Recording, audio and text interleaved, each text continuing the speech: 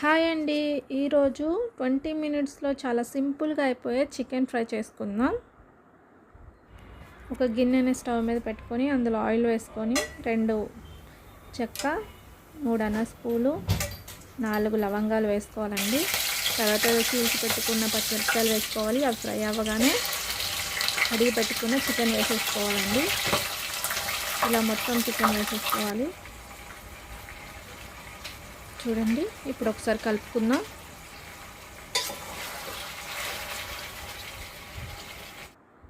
చూడండి, వాటర్ అంతా పైకి వచ్చేసింది కదా. ఒకసారి మళ్ళీ కలుపుకుందాం అండి. చూడండి, ఒక 20% కుక్ అయిపోయింది అప్పుడే. చూడండి, మొత్తం వాటర్ వచ్చేసింది. ఇప్పుడు గసగసాలు, అల్లం వెల్లుల్లి దంచుకున్న పేస్ట్ వేసామండి.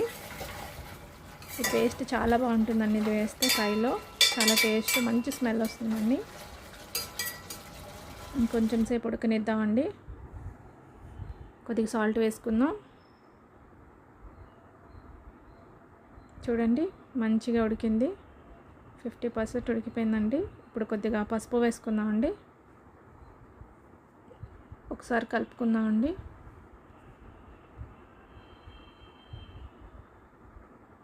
చూడండి, మంచిగా దగ్గరకు అయిపోయింది అప్పుడే, వాటర్ అంతా పోయి.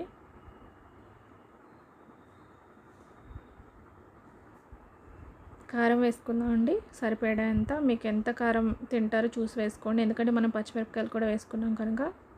ఒకసారి కలుపుకుందాం.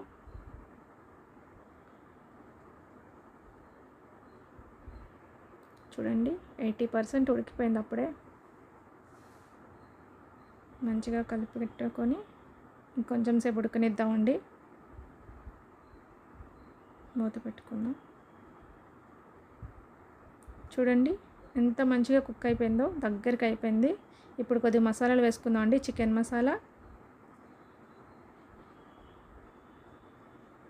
ధనియాల పొడి వేసుకుందాం అండి.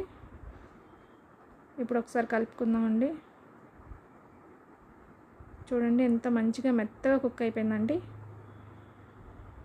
పీస్ చూస్తే మీకు తెలుస్తుంది ఎంత బాగుందో. చూడండి, చాలా టేస్టీగా ఉంటుందండి. 20 మినిట్స్లో అయిపోతుంది ఫ్రై.